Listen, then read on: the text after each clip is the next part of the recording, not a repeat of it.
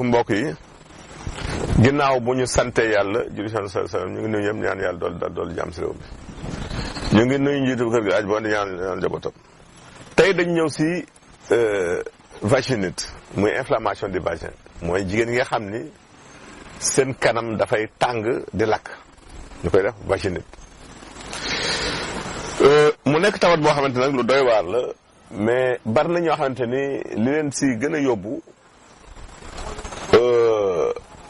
mooy flore vaginale bu déséquilibré xam nga dañuy wax ni raxas sa kanam baax na des fois mais dëkkee di ko raxas toujours aussi baaxul ndax bu yàggee dafay dem ba flore boobu dafay déséquilibré dafay dañ te flore bi daf lay daan protéger si yu bëri yenn xeetu infection yi kon kanam kenn ko dëkkee di raxas guddi ak bëccëg d'ailleurs wax nañu sax le vagin se nettoie seul moom mooy raxas boppam mooy setal boppam kon loolu lu mat a xam la set bu yaram bi setee rek sa kanam set donc parce que saa yu kanam amee jafe-jafe rek la koy indil problème sa yaram lay jógee kon loolu mat na xam lii nag indi jafe-jafe bi léeg-léeg am na xeetu bactérie bu ñuy wax hémophilus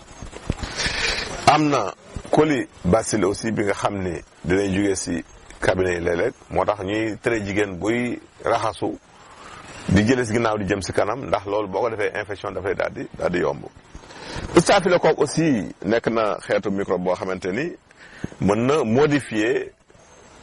kanam googu mën na ko soppi ba indi si ay xeetu microbe ay lakk-lakk yooyu. trichomonas dinañ jóge si sëy infection la boo xam ne mën nga sëy mu mujjee sëy dal la moom it nay indi vaginite boobu trichomonas boobu baaxul aussi leneen li mooy herpès génital feebaru herpès boo ko amee aussi loolu daf lay yomb de même que li ñuy wax le HPV muy papillomavirus humain boobu boo ko amee day indi jafe-jafe yooyu kon loolu mooy xeetu nay ànd ak léeg-léeg nag am gi di tàng lèvre yi mooy tuñu yi ñaari lèvre yi di metti léeg-léeg booy saw muy tàng léeg-léeg mu lakk léeg-léeg mu xasan léeg-léeg lèvre yi xaw a mel lu xonk nay ànd ak mandarga yooyu kon loolu jar na bàyyi xel bu baax am na nag yeneen signes yoo xam ne ay facteurs favorisants la comme jigéen yi nga xam ne dañ toll si ménopause nga xam ne sa taux oestrogène dafay wàcc xeetu infection boobu ñu vaginal la yëpp ñi jël pilule aussi ak antibiotique dinañ leen exposé si xeetu infection boobu daf leen di yomb ñi nga xam ne allergie daf leen yàpp aussi ñuy jël ndox bu xaw a kii tuuti rek seetu bu baax mën na leen xeetu jafe-jafe yooyu kon loolu lu mat a xam la ñi ëmb aussi ñi nga xam ne dañoo nekk en état de grossesse nga xam ni candidat applicant daf leen yàpp xeetu infection yi aussi dina leen di faral di dal kon loolu mooy vaginite muy inflammation vagin boobu muy kanamu jigéen jooju solution yi nag lañ si tegtal ñaar benn bi mooy nga wut boo amee limon da ngay jël tolloog litre ndox nga ñett doomu limon nga payal ko di ko raxas kanam suba ngoon boobu benn solution la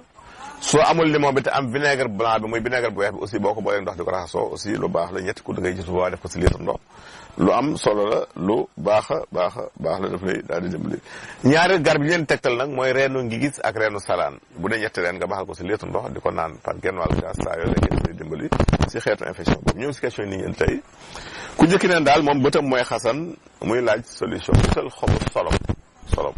sa loxo ba mu fees nga baaxal ko ba mu baax nga sëgg suurus ba xool si ba bëti ñax nga denc ko di ko sëlmoo si kàttan yàlla daf lay dimbali si loolu ñaareelu question bi ñuy jeexalee kii daal nee na dafa